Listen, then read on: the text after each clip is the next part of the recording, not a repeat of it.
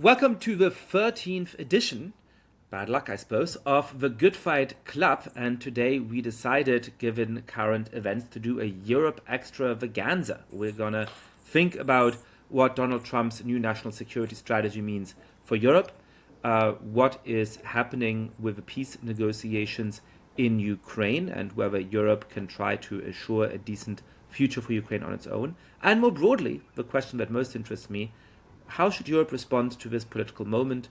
Is Europe destined to be a continental museum, or can it actually meet this political and historical moment? What does it need to do in order to accomplish that? I have a really star-studded panel of Europe experts and some of my most beloved Europeans with me today.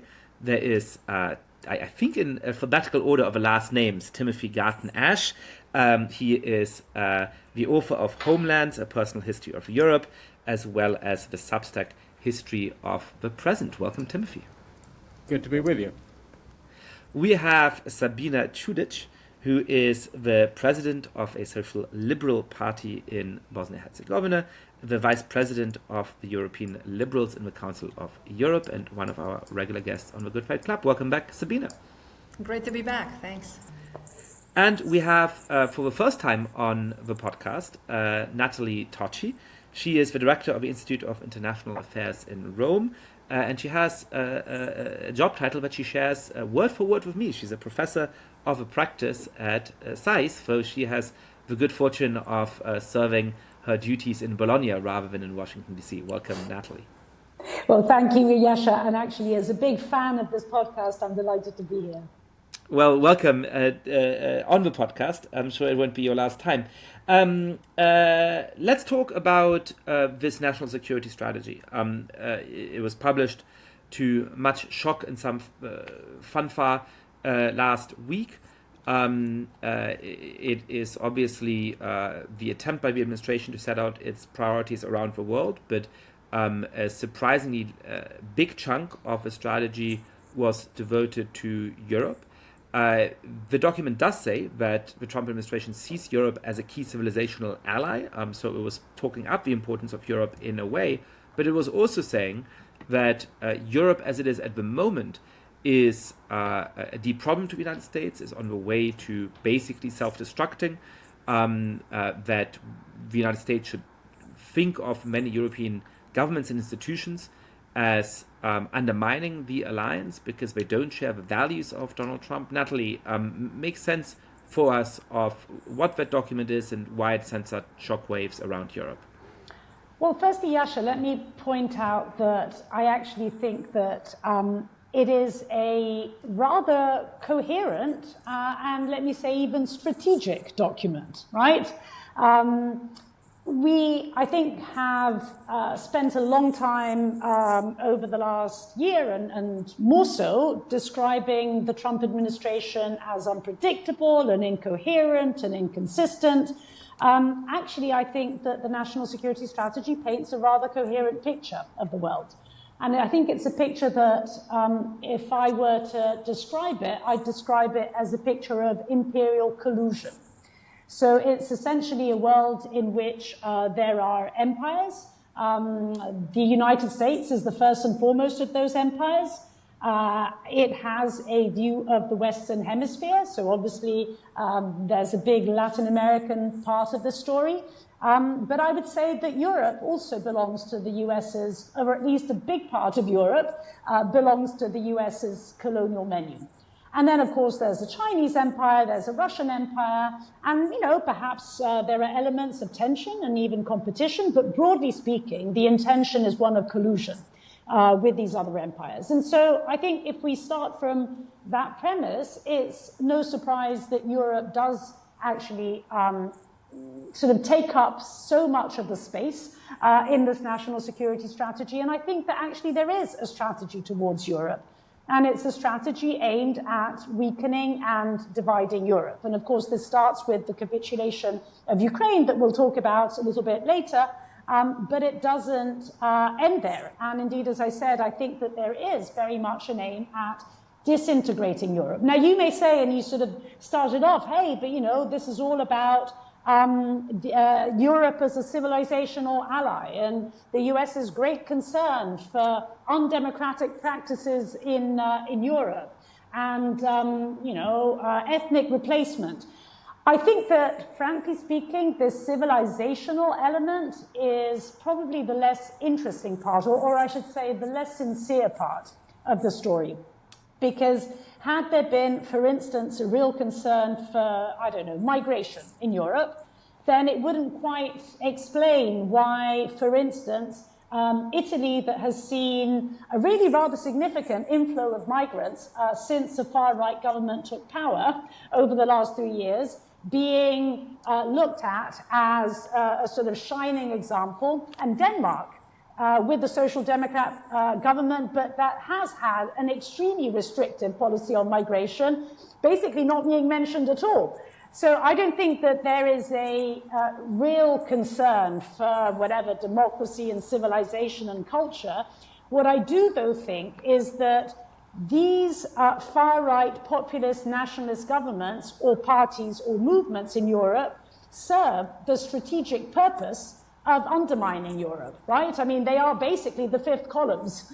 And it's no surprise that they are exactly the same parties and governments and movements supported by others that also want to weaken Europe, and in particular Russia. So I actually think that there's a strategic intent behind this national security strategy that fits in a broader worldview that is dreadful in many respects, but actually quite coherent.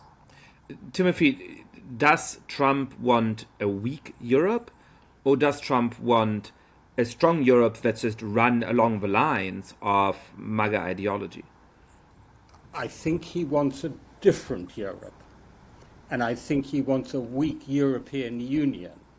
Right? So I think the civilizational component of this is a bit more important than perhaps Nathalie was suggesting, although I entirely agree it evokes a world in which the United States is one transactional great power amongst many, one empire amongst many. That when it says, for example, that within a few decades at the latest, certain NATO members, i.e. in Europe, will become majority non-European. Now that is very clearly code for non-white. That's a pretty startling statement to find in a national security strategy of the United States.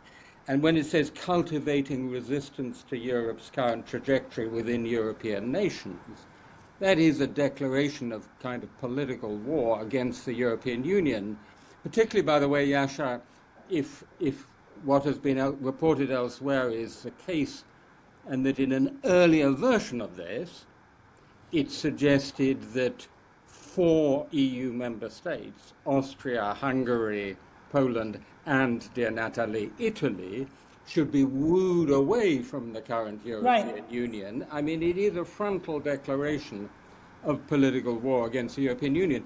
In historical context, I think it's very interesting, because as you know very well, Yascha, for a large part of history, we've had a United States which has been indifferent to Europe, wanted to stand apart from Europe, pulled away from Europe in isolationism. Since 1945, we've had a United States which has supported a more liberal, more united Europe. This is the first time ever in history we've had a United States explicitly supporting an anti-liberal, xenophobic, nationalist, populist Europe. In a way, it's playing our own worst reactionary past in Europe back to us. Sabina, what does that look like from your part of the world? I mean, I agree with Timothy that the most striking, frankly shocking line in that document was this idea that Europe will one day be majority non-Europeans. Do you think he thinks of Bosnians as European or non-European in that context? Well, depends which Bosnians, because in a country with majority Muslim population, somewhere around 50%, certainly half of the country is not perceived as European, no doubt. And when we talk about whether the document is strategic and coherent versus perhaps more haphazard and so on, one can be strategic and coherent in this document while still having the outcomes being totally a huge mess and a total mess.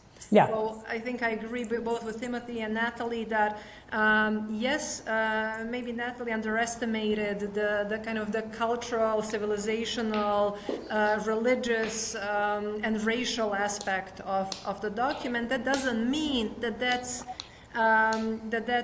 a strategic point of the document. I think the strategic point of the document is the interest, business interest, economic interest that stands behind this, and I think weakened European Union in that sense, serves that interest. And that interest where the EU has high standards in terms of standards of environmental protection, standards of mining, standards of food production. This is seen as fully contrary today to American interests, and we are living that currently in Bosnia and Herzegovina. Energy interests in Bosnia and Herzegovina today are building of the Southern Interconnector, fully financed and given a concession to the American bidder or the American corporation, is now, and I think completely and utterly wrongly so, openly seen by the American administration as EU path of Bosnia and the region as contrary to the American business interest in the region, specifically because of these standards on coal production, use of clean versus dirty energy, and so on. So, but I just want to underline, even if it's a decoy, the cultural and racial and religious aspects, the implications and the way it was received in Europe and the devastation it has already caused is, in a sense, already creating outcomes. So psychological, anthropological, racial, religious tension. So one does not even need to follow up. Just the language and the publication of it has already done enough, I would say, damage, particularly in my region, where the concern now is, are we all now waking up in the same paradigm, and are we all operating under the same cultural, civilizational assumptions?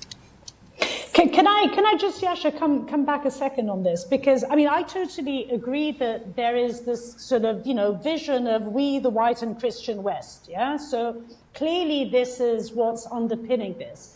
I guess what I was trying to say is that if, for the sake of argument, you were to have, let's take Germany, for example, the current German government that pursues an extremely restrictive migration policy, that pushes for a sort of rowing back on, I don't know, climate legislation, but still remains fully committed to European integration, that would not be a government that the Trump administration would support. Yeah, and this is what I was trying to get at, in the sense that I think that, yes, there's this overall cultural vision, but ultimately what is really underpinning this exercise is the aim of division and disintegration. Could I just add a word to what Sabina said, which I think is spot on, which is, even if half of this doesn't happen, the impact has already been enormous. I mean, the way I feel it is, for Christ's sake, this is really the last straw. Yeah. After everything Trump has said, after Vance's speech, of which this is a kind of an official version at the Munich Security Conference, after the absolutely disgraceful 28-point peace plan proposal, Russian-American proposal, this is it. And, I'm a lifelong British Euro-Atlanticist. I mean, literally, being British, one tends to be born that way, unlike if you're born in France. But I mean, consciously becoming so in the 1980s because of the great contribution of the United States made to the liberation of Eastern Europe. At the time of the Iraq War, I wrote a book called Free World, which is all about how the Euro-Atlanticist option is the best one for Europe. And now, when I hear all of this coming from the United States, what I kind of feel, if you'll kind of pardon my French, is, well, if that's what you really think, if you really can't see the difference between Zelensky and Putin, between Churchill and Hitler, between, good and evil, between the aggressor and those who are attacked, then fuck off. That's what I feel. Tim has finally smelled the coffee. I would not have expected Timothy Garton Ash to be the first person to swear on my podcast. Go ahead, Tim. But if you'll pardon my French, but I want to say that in that perhaps slightly indelicate fashion to illustrate what Sabina is saying. If I feel that, imagine what other Europeans are feeling. Now, of course, that's not a dispassionate intellectual analysis. It's not a policy prescription. But the feeling remains. And even if, wonder of wonders, the perfect Atlanticist, pro-European liberal president comes back in 2029, it'll be never glad, confident morning again. We'll never have that confidence that, the United States is on our side. I don't know if the others agree. And that's the point of the damage that had already been inflicted. And that's exactly what I was thinking. If we woke up next year with a complete reversal of results in the midterms and then new outcomes in 3 years, the damage to the confidence of the relationship has been done.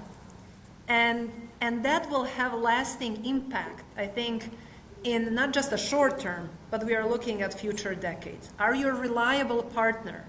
If this war in Ukraine had been fought the way we fought it for the past couple of years, and you have a complete U-turn and reversal, then that has implications. The same way that I think it's incredibly unfortunate that the Iraqi intervention diminished and the war in Afghanistan diminished our appetite for interventionism, which I'm a big supporter of. So it created this lasting echo of unjust war or unjust intervention. And I think we are going to be experiencing the same. And I just regret that I'm a middle-aged woman who maybe won't live to see a full repair of confidence and relations.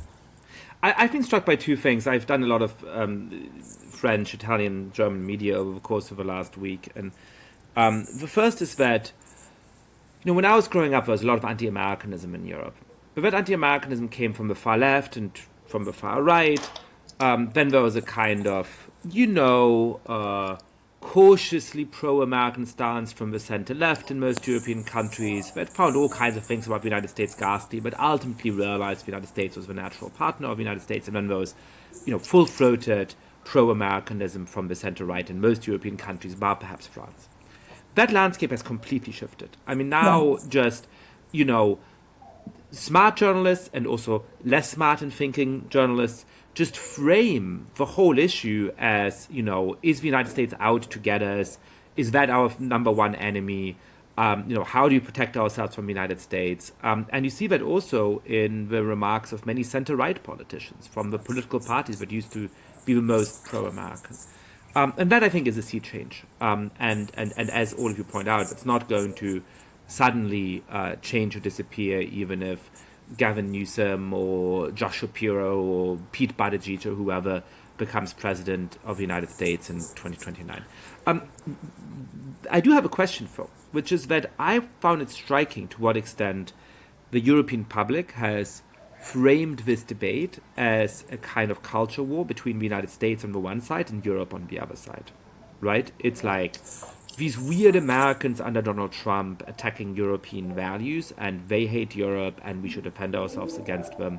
And there's a very straightforward geographic logic to this. But when I look at the societies on both sides of the Atlantic that I know pretty well, it feels very different to me, right? I mean, there's a lot of people in the United States who are shocked by this. And even though Europe can't rely on those forces being dominant or being in power all of the time, about half of the American population deeply and viscerally disagrees with the statements in this national security statement, right? On the other hand, when I look at Europe, well, who's leading the polls in the United Kingdom? It's Nigel Farage and the Reform Party, who's rather close to Donald Trump. Who is leading the polls in France? It is Jordan Bardella or Marine Le Pen, depending on who's allowed to run. And they have their own deep criticisms of the European Union. who is leading, at least in some polls in Germany, the Alternative for Germany, that itself, shares many of the views about Europe becoming less European, and this being a way in which the continent is abolishing itself. So, are America and Europe really as far apart as we think, or is this just a matter of a civil war, a cultural war within each of these societies? In which at the moment it so happens that Donald Trump is in power in the States, and Britain and France and Germany are governed by people on the other side of the debate. But Italy isn't, and Hungary isn't, and who knows where Germany and France and Britain are going to be in a few years. This is not Europe versus the United States. That was a classic framing of the reactionary right in Europe and, of course, the anti-American left in Europe. It's a culture war inside the West. I mean, in a sense, it illustrates that the West still exists as a broader cultural and intellectual and ideological conversation, because what we're seeing here is the Trump administration backing one Europe against another. There's a battle of two Europes going on. There's always been an illiberal or anti-liberal Europe. It's very strongly represented by people like Viktor Orban or Jordan Bardella or Nigel Farage. And what's new is that they're backing that Europe against a more liberal Europe, which we all support. But as you rightly say, Yascha, all my American friends, almost without exception, are as outraged as I am. Yeah, I mean, I think that's right. But I think, in a sense, precisely because of this, it's what makes this inter- and intra-cultural war far more existential, right? Because we're no longer in, Iraq war days in which Americans renamed French fries freedom fries, and hundreds of thousands got out on the streets in Europe to demonstrate against America's invasion of Iraq. So, and that was a classic. It was a cultural Mars-Venus culture war, right? But it was a clear transatlantic culture war. Whereas here, what makes this existential is that it is about fighting your enemy within, that is being supported by those outside. So it is literally a battle for survival, because it's an internal battle. And that is, I think, also what makes this fundamentally different. I mean, Yascha, I think you're absolutely right in saying anti-Americanism used to come from the extremes, and now it's coming from the center. Well, it's coming from the center because it's that center, whether it's center left, center right, liberals, that built that united Europe that once upon a time was supported by the United States and now is being undermined by the United States. Sabina. I think it's incredibly important what you're asking, and it gets to the center of a question that I've been pondering for some time now. And I think it is not about Donald Trump supporting or creating these powers in Europe, but I think what he's incredibly skilled at, and has always been, is recognizing trends and profiting from them. So he didn't create these parties. They were actually, Marie Le Pen was there before him. Farage was a member of the European Parliament before Donald Trump was in politics. National Rally was there, AfD, not created by Trump. Actually, minuscule impact of people like Musk on the electoral outcome, or none whatsoever on the electoral outcome in Germany. Even the way that the national security strategy has been met or not commented by these parties indicates that there is a risk for them in welcoming it, because even their voters, AfD voters, majority of AfD voters, perceives Donald Trump's policy or this administration policy as bad for Germany. Same goes in France. More measured views in the UK, around 36, I think 36 with the Reform UK, which means that even their voters are starting to wonder, wait a second, does America first come at the expense of UK first, or Germany first, or France first? What I am leaning to believe is that he had recognized, exactly as you described, Yascha, the trends in Europe, and is riding that trend because it serves this administration on many fronts. On the front that they're fighting domestically, but more importantly, it weakens the European Union. It follows the sovereignist anti-multilateralism agenda. And look at what these parties are advocating at home. Coal production, moving away from Brussels bureaucracy, flirting with the idea of, obviously, UK led the Reform Party led the Brexit movement. Similar discussions we are seeing in Hungary, in France, in Germany. So in that sense, you're right. It is something that similarity have been recognized and is now being exploited for particular interests. I want to make sure that we get to the question of how Europe should respond and how Europe can try to escape what at the moment I think it seems to be resigned to, which is a kind of museal future. But there is a pressing question that we need to address before we get to that, which is the situation of Ukraine. Timothy, the Trump administration has proposed a peace plan for Ukraine. It has attempted to negotiate without the direct involvement of various European parties. It's a little bit difficult to know what the state of any of these discussions are.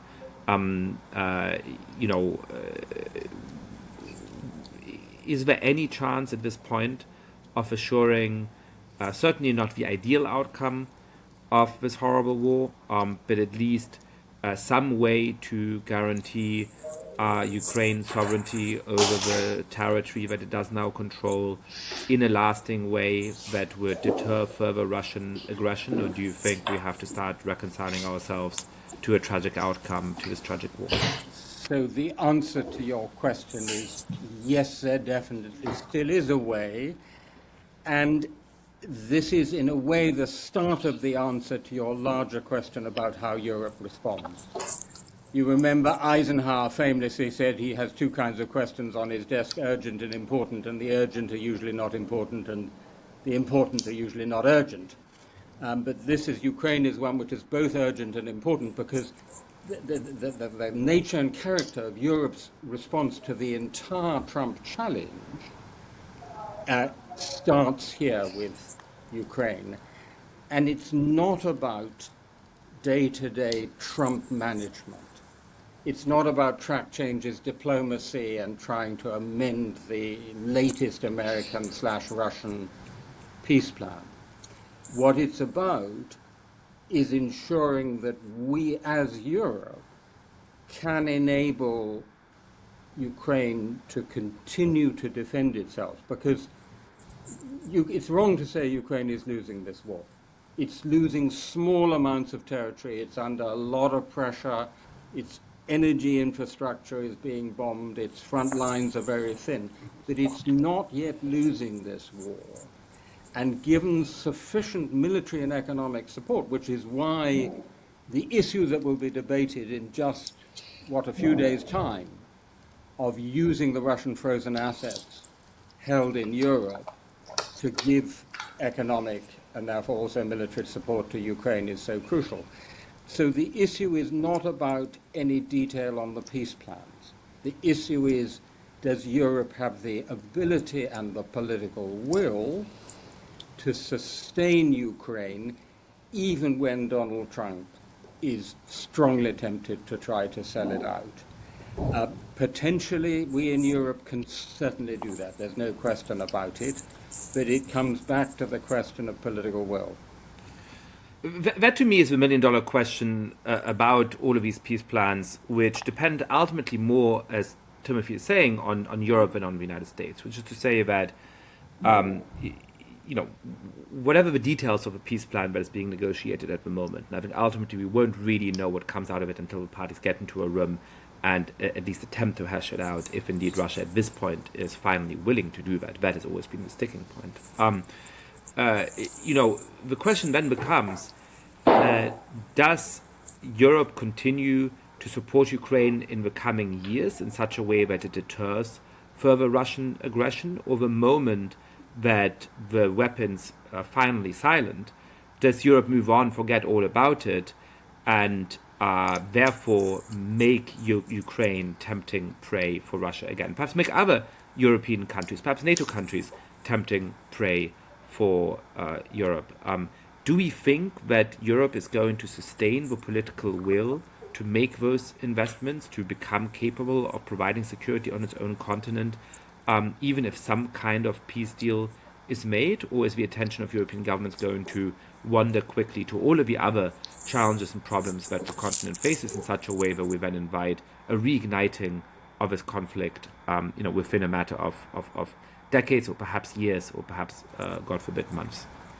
Well, I mean, that's the right way to ask the question, isn't it? Because security guarantees don't exist. There is no such thing as a security guarantee. And Ukraine knows that better than anyone, because they had so-called security assurances in the Budapest Memorandum in 1994. So the only security guarantee is my country is able to defend itself with the help of its allies. Right? Even Article 5 of NATO is not a 100% security guarantee, as we're finding out. But also what I would just say is that, I have, and I'd love to hear Sabina on this, what I would call the post-Dayton nightmare.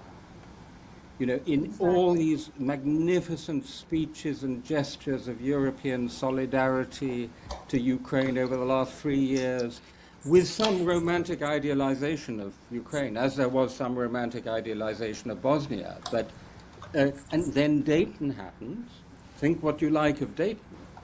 But what happens afterwards is that the attention of the rest of Europe turns away because there's been quote-unquote peace achieved.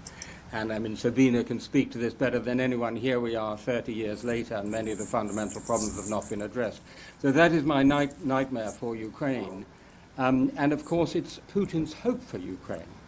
Because obviously he wanted to control the whole country, but even if he doesn't, if he controls, by the way, a territory the size of Portugal and Slovenia combined, because that's what he roughly controls at the moment, if he has a dysfunctional, demoralized, depopulated Ukraine, which is also deeply insecure and very susceptible to Russian influence, he's won. Sabina. Thank you, Timothy, because that's exactly where I was heading with my line on this. Bosnia was under enormous pressure to sign the peace agreement, which was signed in Dayton, Ohio. And it created our non-functioning constitution. And as Timothy said, once the cameras are off, and once it becomes administrative dinosaur of a problem with a huge body and a tiny head, then there is not enough pressure to achieve something functioning. However, functionality aside, even if you genuinely didn't care about Ukraine, even if you couldn't care less how much territory is demilitarized, how much it's given to Russia or not given to Russia, there are long-term security implications for Europe for decades to come, even after Putin dies, if the lesson we get from here is this pays off. And I know it's intellectually lazy to constantly revert to the, analogy of the policy of appeasement, but the reason why we revert to it is because we are frustrated because we haven't learned the lesson. And I always say this, understand, the consequences of Ukraine are enormous. But if both the EU, and here they are jointly to blame, and for a long time they were more to blame, much more than the United States, play the appeasement game in a place that's far less consequential, being Bosnia and Herzegovina and Western Balkans, than the outcome of Ukraine. If local warlords such as Milorad Dodik and various Putin wannabes and direct Putin's puppets were appeased for years, for decades in Bosnia and Herzegovina, I am looking for triumph of hope or experience, in a sense, in Ukraine, that the mistakes will not be, made again, because the consequences for Europeans will be far larger. So let's assume the peace deal is signed. What does that mean for Estonia, for Lithuania, for Finland?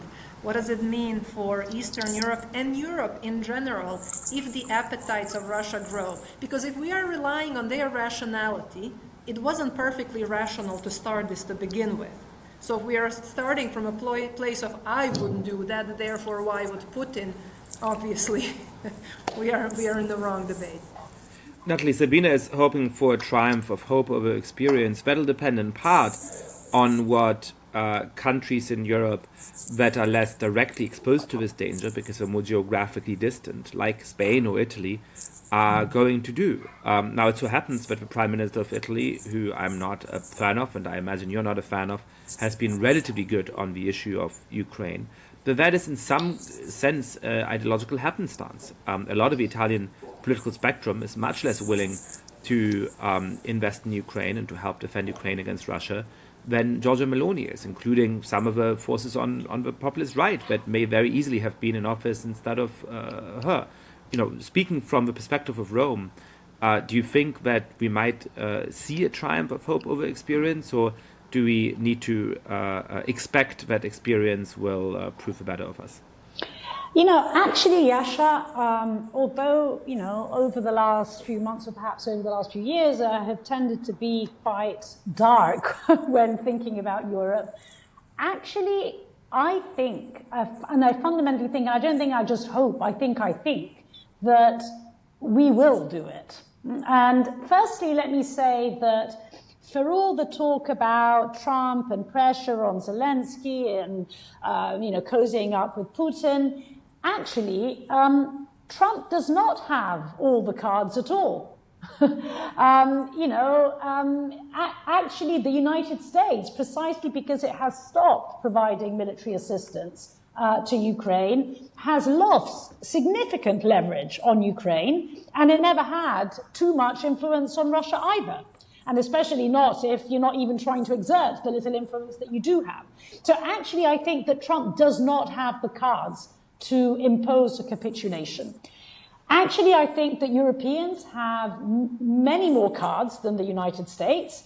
They have the sanctions card, which of course is there for the United States as well, but those sanctions that really bite are European sanctions.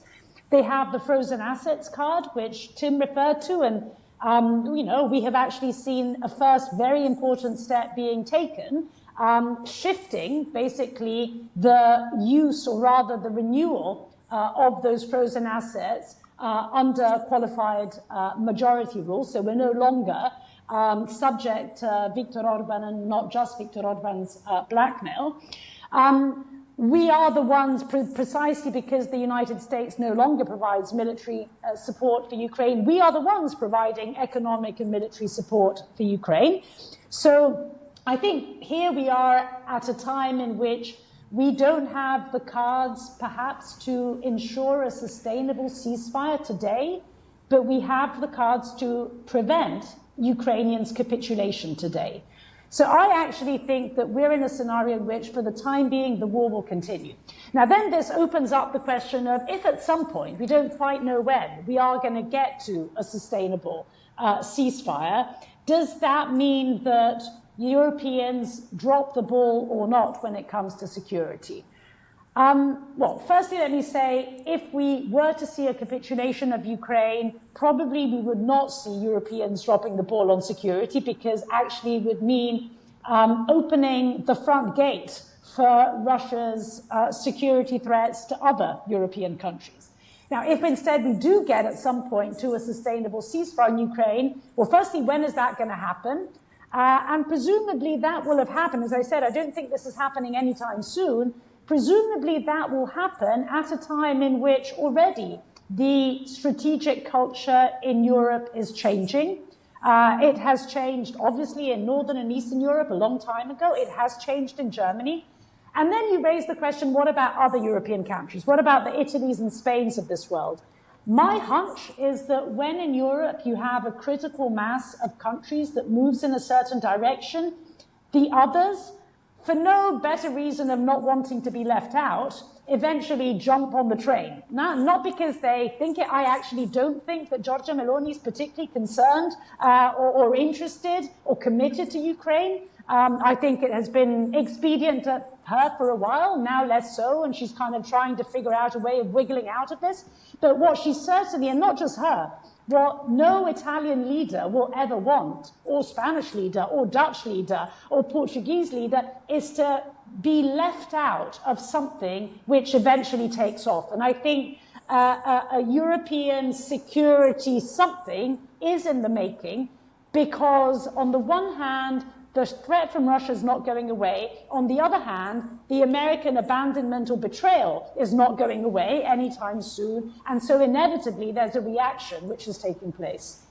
So, the question of whether Europe can actually secure Ukraine security and more broadly step up to provide safety on its own continent is, I think, one very important facet of a broader question.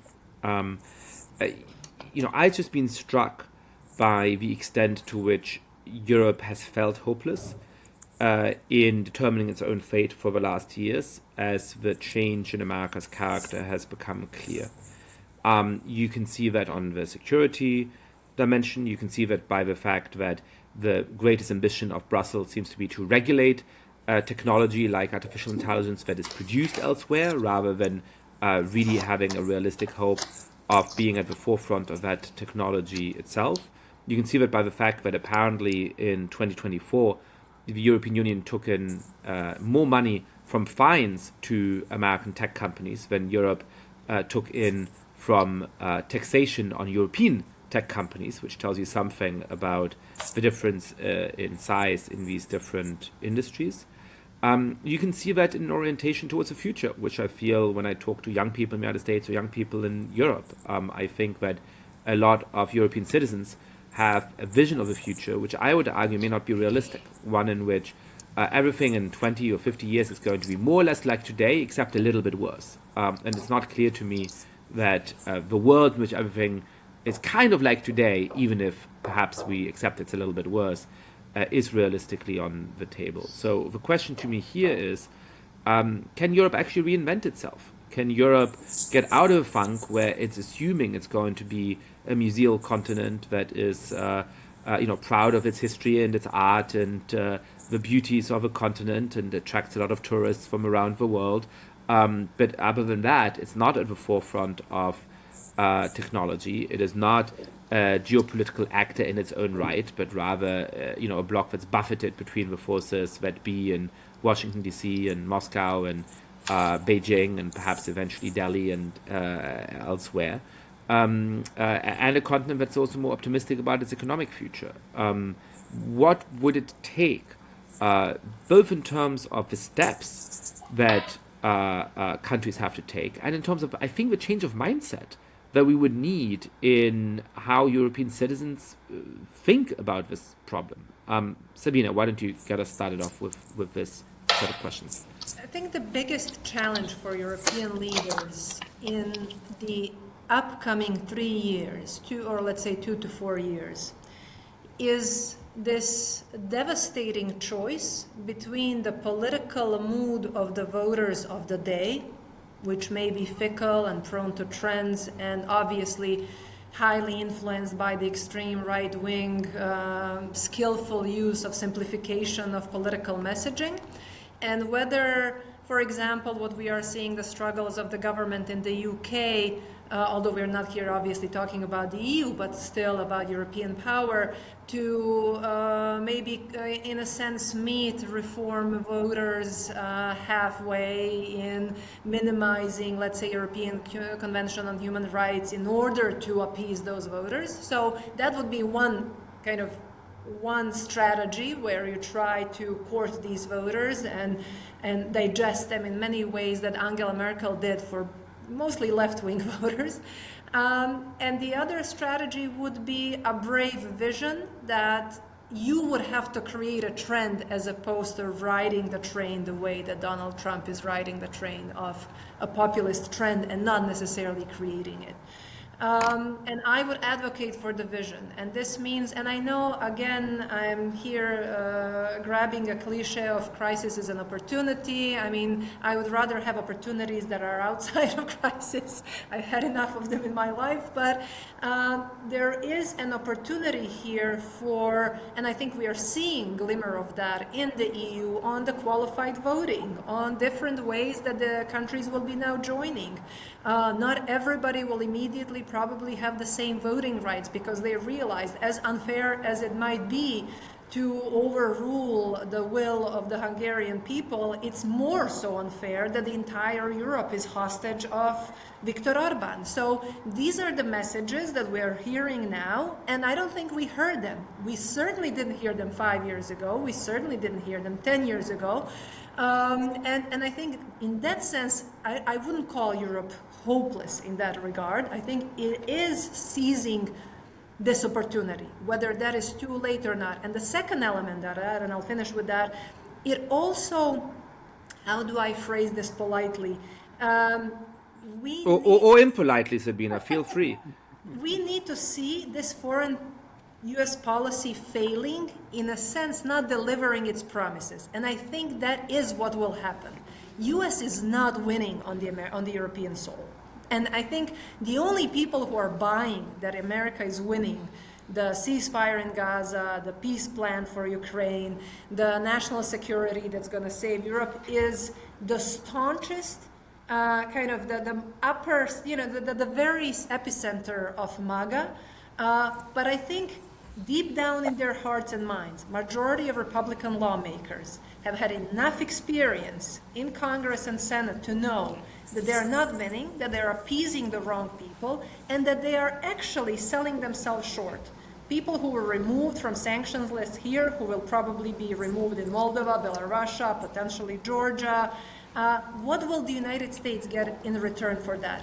The perception currently, even in my part of the world, and perhaps most in my part of the world, is that they are losing and that they are selling themselves short, and that they are not getting the promises from these wannabe autocrats on the ground. And I think we'll see more of that. Timothy. So I actually think the question is even larger than the one you posed, Yascha, because I think the question of the future of Europe and the question of the future of liberalism are now inextricably intertwined. Right? I mean, what we're talking about in a way is a liberal Europe, and it's European pessimism, defeatism, fatalism, but it's also liberal pessimism, defeatism, fatalism. And if liberal Europe goes, what other major geopolitical area is going to defend the substance of liberalism, right? And so I think there are at least two dimensions to it. One is what Sabina was talking about, which is the politics, right?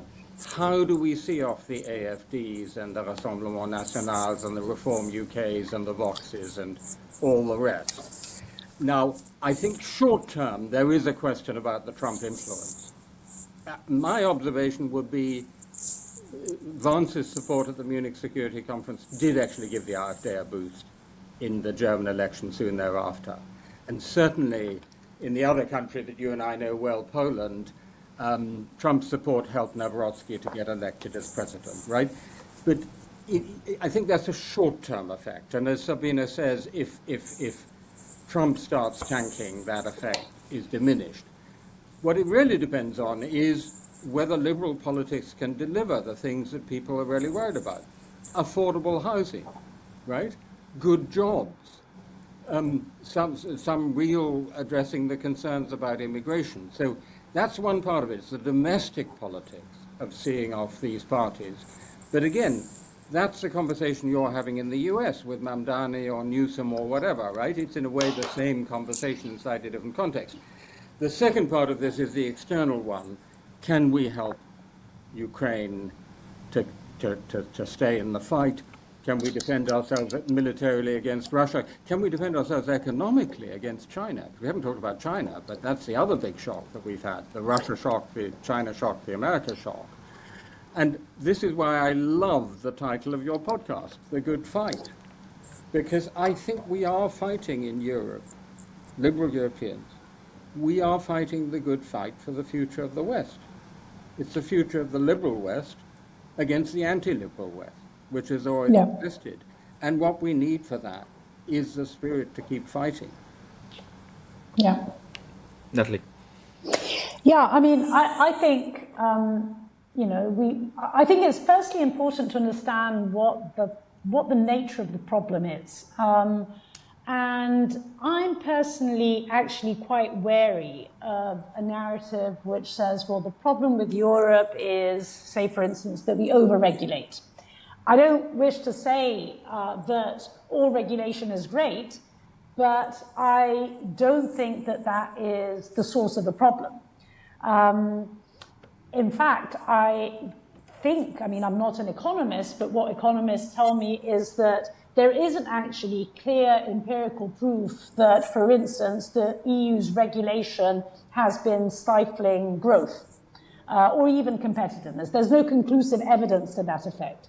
And I think on top of that, it's slightly suspicious that this big drive for deregulation and bureaucratic simplification is coming from certain quarters in the United States, and on top of it is actually being supported by the far right in, for example, the European Parliament.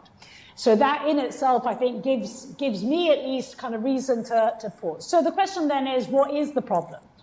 I think we have, on the one hand, an issue, and it's a cultural issue. I think, the reason why we grow less is that we are more risk averse than, for instance, the United States. So I think there's a question of appetite for risk, and there's a question of protection of rights, if you compare it on the one hand to the United States, on the other hand to China, which will probably, I think, put us at probably always a relative disadvantage vis-a-vis those two. And I think that's just something that we should probably simply acknowledge, right?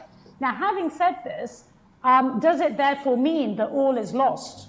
Well, no. I think what we should be doing is, on the one hand, unlearning our learned helplessness, right? At times you go around the world and you look at countries that are much poorer, that are very dependent upon the United States, that are much weaker and seem to have a lot more agency than we do as Europeans. So I think there's an element to this which is actually psychological before it even becomes material. So I think that's one side of the story.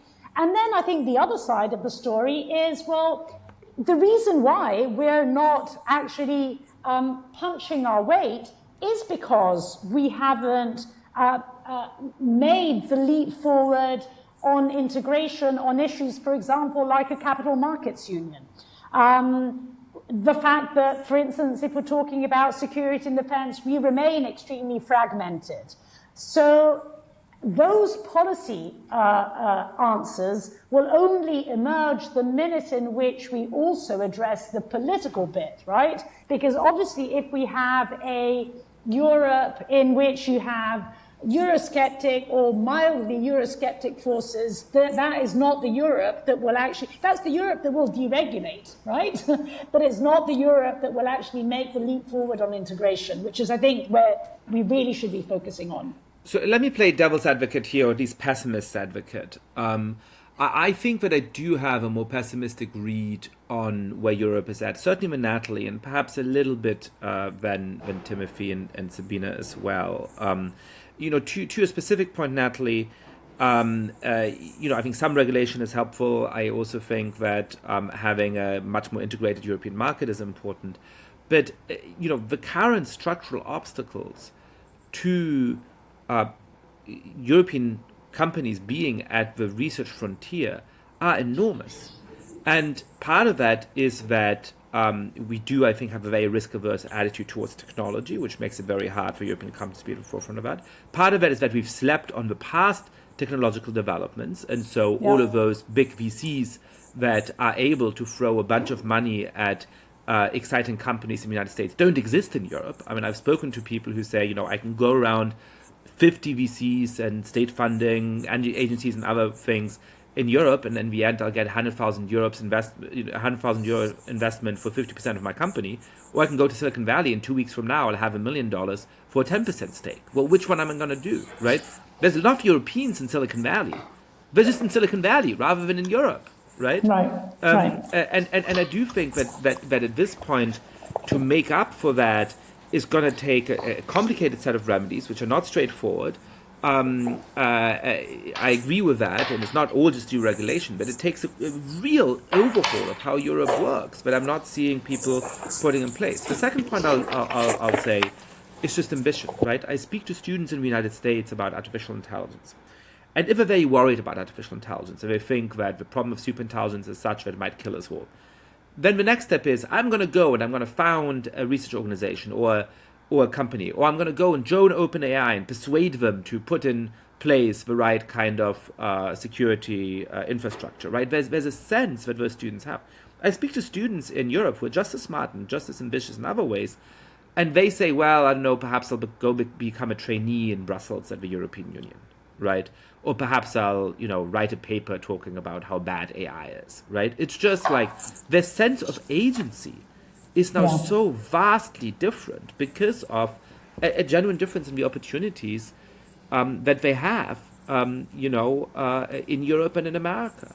And then the final point about this is that I'm just struck by the poverty of the European intellectual scene. I mean, I genuinely think, and this is not just flattering all of you, not just flattering me in the podcast in convoking you here, that on this call are, three of the absolutely leading thinkers in Europe. But you read the best European newspapers and magazines and radio and television shows, and it's just, the depth of thinking about what Europe needs to do to reinvent itself is not there. And European publics have not realized how much they have to change. I mean, again, Nathalie, just because you're Italian and it is perhaps my favorite country in the world, and my favorite Italian novel is The Leopard, and it's, overquoted. But this idea that everything will have to change, that everything will remain the same, is, I think, true in Europe now. If we want to preserve our values, if we want to fight for the, European liberal heritage that Timothy invokes, I think we need to make fundamental changes. And everything I see from European thinkers, politicians, citizens is, well, how can we make sure that things won't get too bad 25 years from now so we more or less enjoy the same conditions that we do now? Am I being too pessimistic? Please put me right, everyone. I would to a large extent agree with you. And the part I wouldn't agree with is that it's not part of the discussion.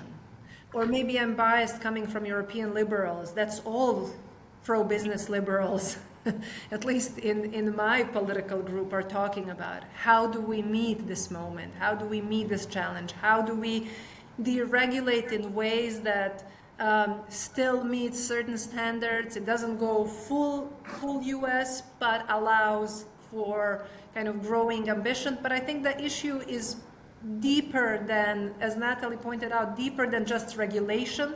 It also part of the cultural kind of understanding of both lifestyle, what ambition means, and there is I would say, a decision not to be fully United States. But I think that worked because we thought, both in Europe and many people in the United States, that they could have it both ways. That you could be more culturally and economically inclined to be somebody who moves from the United States for social welfare network and number of days of quality vacation time to Netherlands, but also have a lot of young ambitious people studying in the United States and living both in Europe and the United States. I think the question now is, and I don't want to sound terribly dramatic, but I think it is the question of our times, considering the rift in the relationships. What does Western civilization mean today? I genuinely don't have the answer. I don't have the answer for my 10-year-old son. Is there a shared understanding of Western civilization? What are we talking about when we say it in the United States, when we read the National Security Strategy? And what do we read when we read AfD? And what do we read when we read Brussels? Because I don't think competition with the United States will solve the issue. Finding both the ideological backbone, joint backbone, needs to take place for these things to happen. I think I totally agree. I mean, I think that what part of the problem may be in Europe and in some respects, actually in certain quarters in the United States as well, is that we are trying to latch on to the old, because the old was kind of pretty good, right, for many Europeans. And it's a fundamentally conservative vision in trying to, it's a vision that looks back. It's not a vision that looks forward. And that's not a particularly energizing vision, right? I mean, saving the dead corpse is hardly an energizing vision, no matter how great that corpse was. So I think, and this goes back to, I think, a point that Sabina was making earlier, I think, the key will be found the minute in which we find a new vision for the future, because that's what becomes energizing. That is what basically will excite people, starting with young people. What will not excite people is saving the old life that is gone. Timothy, close out this conversation with your assessment and perhaps with giving us a little bit of hope. Two comments, one analytical and one personal. A hell of a lot is going to depend on Germany. It is Europe's central power. Nathalie and I were at a fairly high-level discussion in Germany a few days ago. The turnaround in the way Germany is thinking about defense is just gobsmacking. Yeah. You were talking about Europe being slow and timid. Within less than 4 years, this, crypto-pacifist, complacent country, which didn't want to think about the military at all, has gone to be one of the countries in Europe which is, most actively and systematically preparing to defend Europe against Russia. So it is possible. And I think the question to Germany is not so much, are you going to find answers to your problems, because they also have huge economic problems, but to what extent are they going to be European answers? Yeah. Right? If Friedrich Merz managed to get the German government really behind the agenda of Mario Draghi's excellent report on what Europe needs to do to recover economic dynamism, my goodness, Europe would start to move. So that's the analytical point. The personal comment is quite simply, you quoted the often quoted line from The Leopard, so let me quote another, perhaps too often quoted line, pessimism of the intellect, optimism of the will. Your pessimism of the intellect seems to me very largely justified. But we have to put against that the optimism of the will. If we give up, we're sure to fail. So we have to rediscover our fighting spirit as Europeans and as liberals. And I do think that is beginning to happen. I think we're beginning to see that. And Goethe, there's a famous, you will know this, Yascha, famous short poem by Goethe where he says, property lost, something lost. Honor lost, a great deal lost. Right. Courage lost, everything lost.